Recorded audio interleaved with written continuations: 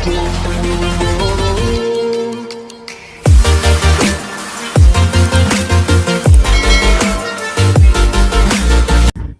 Everyone, so welcome back to Vijay sir's academy. तो guys आज के इस वीडियो में हम देखेंगे अपने एचएससी के एसपी के चैप्टर नंबर 12 का पार्ट 2। तो पार्ट 1 तक हम लोग ने लास्ट लेक्चर में कर लिया था, जिसके अंदर काफ़ी इंपॉर्टेंट टॉपिक को कवर किया था, जिसका नाम था फंक्शंस ऑफ स्टॉक एक्सचेंज। तो इस पर्टिकुलर वीडियो में स्टार्ट करेंगे major stock exchange in India 12.3 को, जिसके अंदर देखेंगे दो बड़े स्टॉक एक्सचेंज के बारे में, जिसका नाम है बॉम्बे स्टॉक एक्सचेंज और नेशनल स्टॉक एक्सचेंज। तो बॉम्बे स्टॉक एक्सचेंज की बात करें तो 1875 यानी 1875 में ये बना था। उस समय ये native shares and stock broker association कहा जाता था, जो कि दलाल स्ट्रीट पे लोकेटेड है, जो कि मुंबई में पाया जाता है। ये एशिया का सबसे पहला स्टॉक एक्सचेंज था, first stock exchange in India. India में भी इसे पहला मान सकते हो आप।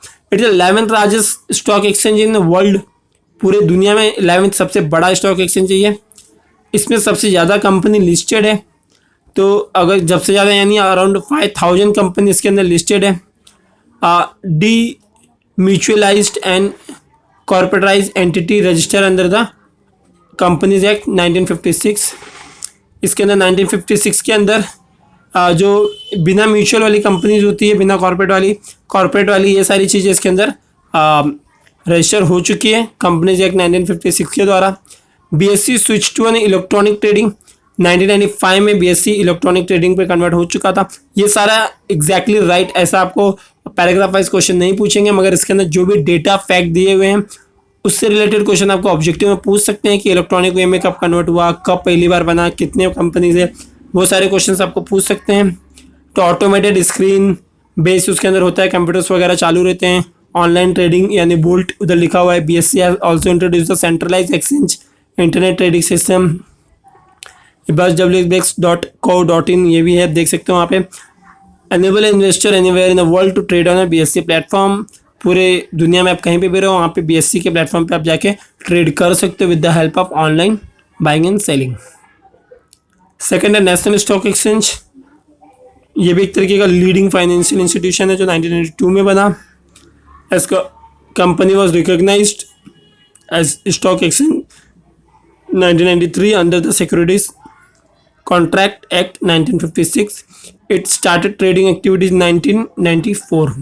1994 में इसने ट्रेडिंग का काम चालू किया था। It is the largest and the most modern stock exchange in India. ये भी मुंबई में पाया जाता है।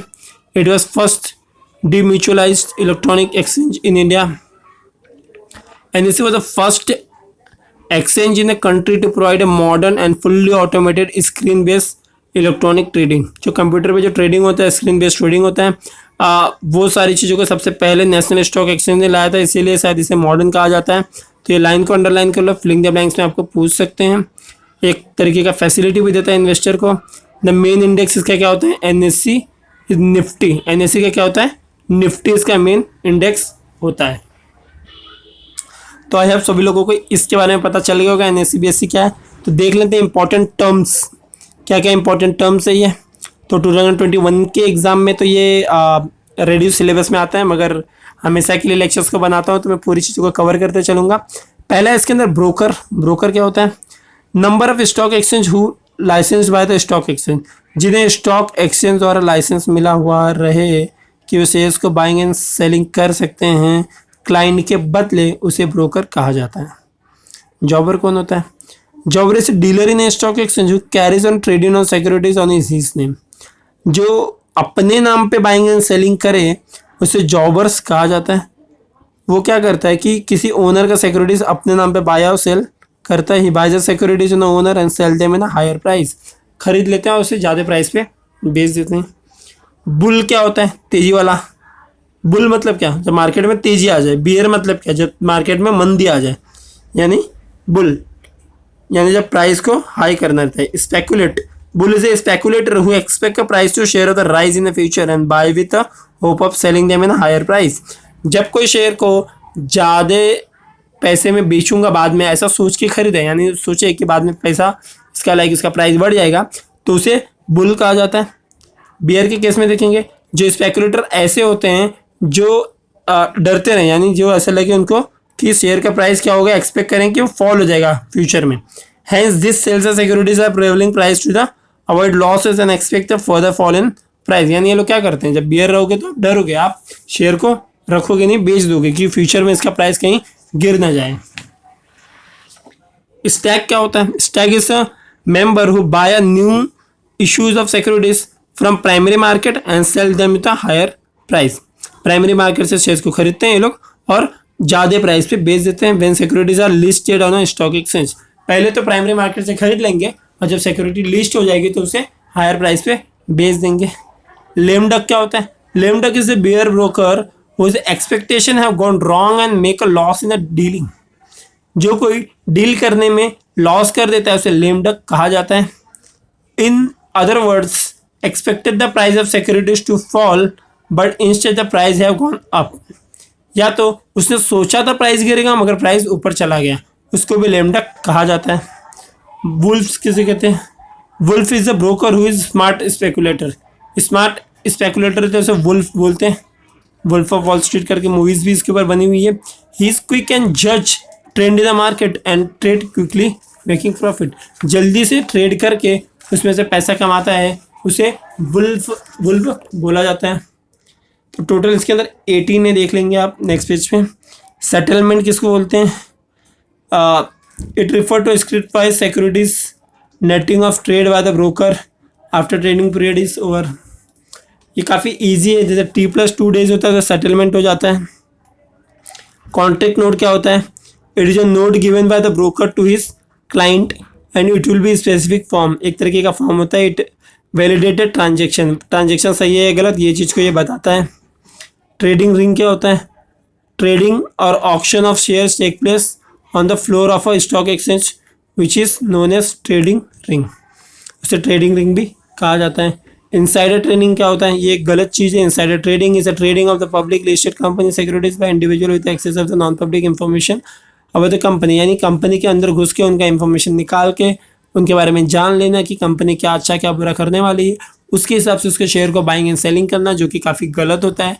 अगर आपका कॉन्टैक्ट है कंपनी में तो आप ये कर लोगे और बाकी लोगों को पता नहीं चलेगा, तो कहीं ना कहीं ये गलत चीज़ है। इसलिए इनसाइडर ट्रेडिंग पर रोक लगाया जाता है, जिसे सेबी रेगुलेट करती है। इलीगल होता है ट्रेडिंग। आप अंडरलाइन कर लेना वो चीज़ को, आपको दिख रहा होगा। डे ट्रेडिंग क्या होता है? 12th वाला, practice of buying and selling of the securities with in the same trading day. एक ही दिन में अगर बेच दिया जाए तो इंट्राडे उसे भूला जाता है। सेंसेक्स क्या होता है? BSE with represent the increase in the decrease in the price of stock exchange. Sensex BSE के लिए होता है, पहले तो ये याद रखना। सेंसेक्स 30 बड़े कंपनी से बना हुआ रहता है जो 1986 में बना है। निफ्टी क्या होता है? निफ्टी NSE से रिलेटेड है, 50 बड़े कंपनी को लेके बना है, 1996 में ये स्टार्ट हुआ था। तो सेंसेक्स और निफ्टी के बारे में बस इतनी जानकारी आप अभी के लिए रखो। रियली सेंसेक्स और Nifty moves upward direction over the period of 14 to 20 trading sessions, it's called relay. जब 14 से 20 दिन के लिए सेंसेक्स और निफ्टी ऊपर जाए तो उसे रिले बोला जाता है, जब नीचे है तो उसे क्रैश बोला जाता है। 17 है market capitalisation. Value of company outstanding shares is multiplied by the current market price. It indicate the worth of the company. Company के वर्थ को दिखाता है मार्केट कैपिटलाइजेशन, यानी मार्केट में अपना वैल्यूएशन बढ़ाना, यानी अपना भाव बढ़ाना। 18th स्टॉप लॉस, यानी एक पर्टिकुलर प्राइस सेट कर देना कि मैं अगर 10 रुपये का शेयर खरीदा हूँ तो 8 रुपये से नीचे गिरेगा तो अपने आप बिक जाए, उसे स्टॉप लॉस बोलते हैं। यानी अपने लॉस को स्टॉप कर दो, यानी वहीं पर रोक दो, उससे ज़्यादा का लॉस आपको नहीं होना चाहिए। तो ये टोटल 18 थे टर्म्स एंड कंडीशंस, टर्म्स थे स्टॉक एक्सचेंज से रिलेटेड। तो 2021 में तो आपको एक क्वेश्चन नहीं करना है, मगर फ्यूचर के लिए इसे जरूरी मान सकते हो। 12.5 securities exchange board of India. SEBI होता है क्या है? फंक्शन उसका देखेंगे। SEBI setup with the objective of promoting the securities promoting interest. SEBI करता क्या है? सेबी का काम क्या है कि वो पहली बात तो इस्टेब्लिश हुआ था 1992 में। उसका काम है कि किसी भी तरह के गलत काम होता है इन्वेस्टर लोग के साथ तो उस चीज़ को पकड़ना, जो भी गलती करेगा उसे सजा देना। इसके हेडक्वार्टर मुंबई में पाया जाता है, बांद्रा में इसका हेडक्वार्टर। इसका फंक्शन क्या है? सेबी बनाया गया है objective for promoting the securities of the market, underline कर लो। Protecting the interest of investor, इसे भी अंडरलाइन कर लो। रेगुलेट करना सिक्योरिटी मार्केट को, क्या क्या करता है वो आपको पता चल गया है।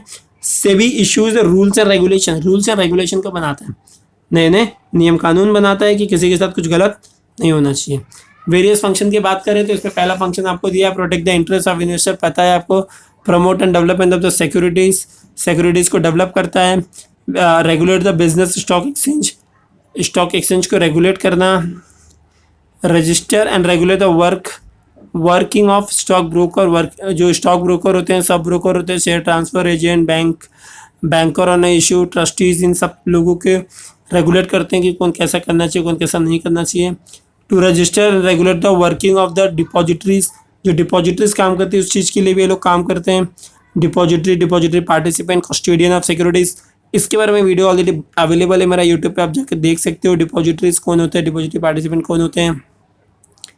6 है आपका to register and regulate the working of the venture capital, venture capital किस तरह से चलता है, किस तरह से फंड कलेक्ट करके बनाया जाता है, उसके बारे में भी लोग रेगुलेशन देते हैं। 7 to promote regulate self regulatory organisation, self regulate करते हैं ऑर्गेनाइजेशन को, उसके बारे में बताया जाता है। तो प्रोहिबिट अ फ्रॉडलेंट, किसी भी तरह का फ्रॉड हो गया, अनफेयर ट्रेड हो गया, यानी किसी भी तरह का गलत ट्रेड हो गया, उसके बारे में भी ये लोग बताते हैं। To promote investor and education the trading of the intermediaries, ये सारी चीज़ों के बारे में आपको इस पर्टिकुलर स्टॉक से भी आपको हेल्प करती है और इनसाइडर ट्रेडिंग को रोकती है, इलीगल होता है। तो इसमें जो आपका डिस्टिंग्विश बिटवीन दिया हुआ है पेज नंबर 175 पे, ये एक ही डिस्टिंग्विश बिटवीन है, तो मैं इसे इंपॉर्टेंट मान सकता हूँ। तो प्लीज़ जॉबर्स और ब्रोकर के बारे में पढ़ लेना, काफ़ी इजी है। उनका नेचर ऑफ ट्रेडिंग क्या है, कि वो लोग किस तरह के ट्रेडिंग एक्टिविटी करते हैं, कोई अपने नाम पे लेके बेचता है तो कोई दो जन के बीच में रह के बेचता है, क्या रेस्ट्रिक्शन है उनके ऊपर, वो किस तरह के एजेंट है, स्पेशल एजेंट है, कोई जनरल एजेंट है, तो काफ़ी इजी हो जाएगा। आपने थियरी सुना है, इसके लिए मैं डिस्टिंग्विश आपको नहीं पढ़ाता हूँ कि आपने थियरी ध्यान से सुना है, तो डिस्टिंग्विश के सारे पॉइंट आपको समझ में आ जाएंगे। तो अभी के इस लेक्चर में यहीं तक रखते हैं, और इसी के साथ आपका चैप्टर नंबर 12 ख़त्म होता है। इसका मतलब आपका जो एसपी का सिलेबस है वो पूरी तरह से ख़त्म हो चुका है। सारे वीडियोस अवेलेबल है यूट्यूब के ऊपर। आप प्लीज़ किसी को भी अगर एसपी का लेक्चर चाहिए होगा तो मेरा प्लेलिस्ट शेयर कर देना, उसके ऊपर एक एक टॉपिक के वीडियो अवेलेबल है पूरे हिंदी एक्सप्लेनेशन के साथ। टेक्स्ट बुक लेके बैठे और एसपी को पूरा का पूरा रिवाइव कर ले, रेडी सिलेबस अगर आपके पास है उसकी भी वीडियो अवेलेबल है। तो आप एचएससी का एग्ज़ाम आपको कुछ 29 अप्रैल 15 अप्रैल को ऐसे डेट आ रही है, तो उसके पहले आप सारी चीज़ों को कवर कर लें। Best of luck for your examination. अभी की वीडियो में बस यहीं तक रखते हैं, मिलते हैं अगले वीडियो में, तब तक के लिए bye bye, take care, be safe, be at home.